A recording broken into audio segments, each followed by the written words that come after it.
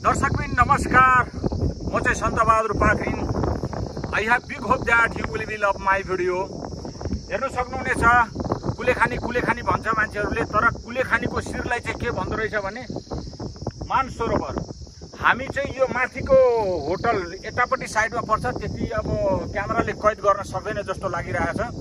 सम्झि यता देखाइदिनुहोस् त, कति रमाइलो लाग्यो कि मैले सोचेको पनि थिएन। हामी कुलेखानी हुँदै त कति जान्थ्यौँ, अब घरतिर पनि जान्छौँ, हाम्रो बाटो यही पर्छ, तर यो ठाउँमा चाहिँ आइपुगेको थिएन। यति सुन्दर पिसफुल इन्भाइरोमेन्ट, सो ब्युटिफुल। हेर्नु सक्नुहुन्छ, पारी यसलाई यतापट्टि चाहिँ चितलाङ भनिन्छ अनि यतापट्टि चाहिँ मकवानपुर पर्छ जस्तो लाग्छ। यो चाहिँ चितलाङ चाहिँ काठमाडौँ पर्छ होला, हजुर मकवानपुरै पर्ने रहेछ। दाइले जानकारी गराउनु भयो, हाम्रो मन्त्रालयको दाइले। अनि हेर्नु सक्नुहुन्छ दर्शकबिन, यतापट्टि देखाइदिनुहोस्। सम्झि यहाँ यो चाहिँ मन्दिर एकदम मलाई युनिक लाग्यो के, सेम पोखराको जस्तो चारैतिर पोखरी छ, बिचमा कति राम्रो मन्दिर। यो देखेर चाहिँ मलाई साह्रै खुसी लाग्यो। आज सायद यो लक्ष्मी कि के मन्दिरको, लक्ष्मी भगवान हो कि के को मन्दिर भन्ने सुनेको छु। र यसै गरी यो चाहिँ वहाँ गएर ठ्याक्क तपाईँको ड्याममा छुन्छ। त्यो ड्याममा छुइसकेपछि त्यो ड्यामले चाहिँ के गर्छ भने त्यहाँ जलविद्युत प्रोडक्ट गरिराखेको छ होइन। अनि त्यसपछि चाहिँ हामी हेटौडातर्फ लाग्छौँ। त्यहाँबाट हेटौडा करिब 1.25 घन्टा 1.5 घन्टा जस्तो लाग्छ। र यहाँ काठमाडौँबाट पनि यदि बाटो राम्रो भयो भने 1.5 घन्टाको बाटो हो। त्यति नट फार फ्रम काठमाडौँ, त्यति टाढा छैन, नजिकै हो। तर अलि बाटो अहिले हिलोसिलोले गर्दाखेरि हामीलाई अलिकति टाइम लागेको हो। धेरै रमाइलो लाग्यो। दर्शकबिन तपाईँहरू पनि आएर भिजिट गरिदिनु होला भन्ने मेरो बिग रिक्वेस्ट। यस्तो वातावरण, मान्छेले भन्छ स्विजरल्यान्ड विदेशतिर भन्छ, स्विजरल्यान्ड त हाम्रै नेपालमा छ। हेर्नुहोस् त कति राम्रो छ यो हरियाली।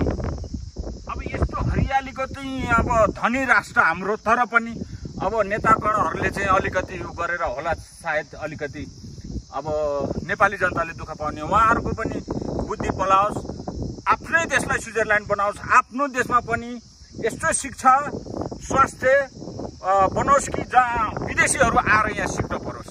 हाम्रो त्यति स्ट्रङ सर्टिफिकेट बनोस्, त्यस्तो क्वालिटीफुल एजुकेसन बनोस्। त्यो भएपछि त हाम्रो देशमा अनि ठाउँमा चाहिँ यस्तै अब टुरिस्ट एरियाहरू बनायो भने हाम्रो पनि देशको त आय स्रोत त बढ्छ नि। त्यही भएर सबैजनाले फुटेर होइन जुटेर हाम्रो देशलाई बनाऊ। यति राम्रो सुन्दर हरियाली यहाँ मात्रै होइन, कति ठाउँमा छ, तपाईँहरूले देख्नै भएको छ। कति ठाउँमा यस्तो अब रमाइलो ठाउँ छ, टुरिस्ट एरिया छ। तिनीहरूलाई चाहिँ बाटोघाटो बनाएर टुरिस्टहरूलाई चाहिँ सेवा सुविधा प्रदान गर्यो भने उनीहरू पनि आउने र जाने गरिन्छ। त्यसले गर्दाखेरि आफ्नो देशको आय स्रोत पनि बढ्छ। यसरी अब हाम्रो कृषि प्रधान देश भन्छ, कृषि प्रधानको लागि हरेक चिज फल्न सक्छ, हरेक चिज फलाउन सक्छौँ हामीले यहाँ।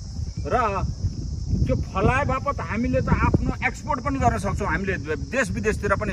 यति क्वालिटीको अब एक्जाम्पल हेर्नुहोस्, सुन्तला हेर्नुहोस्, एभोकाडो भयो अनि क्युबी भयो, यस्तो कति उत्पादन गरेर चाहिँ चारैतिर यो चाहिँ अब सरकारले नै बुझेर चारैतिर कृषि गर्नेहरूलाई चाहिँ अलिक हौसला प्रदान गर्ने, उनीहरूलाई अलिकति सम्मान गर्ने र यस्तो गर्नुपर्छ भने छुट्टै डिजाइन बनाएर अगाडि बढ्नुभयो भने तपाईँहरू पनि आखिरी सबै मरेर जान्छ। तपाईँहरूको 50वटा घर भए पनि, जति करोड पैसा भए पनि के गर्ने, खाने त त्यही भात हो, सुत्ने त्यही खाट हो, जाने त्यही घाट हो।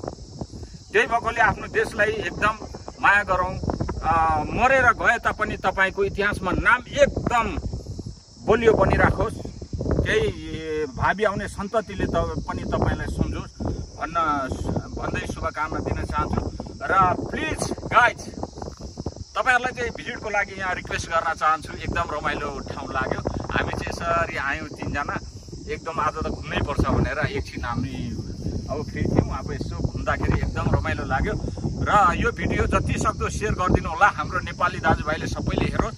र हाम्रो कुना कान्तारामा लुकेको यस्तो ब्युटिफुल ठाउँहरू छ कि जस चारैतिर पुगोस् भन्न चाहन्छु। यति भन्दै share, like and comment. Thank you, heartily lot of thanks, all of you guys. Flying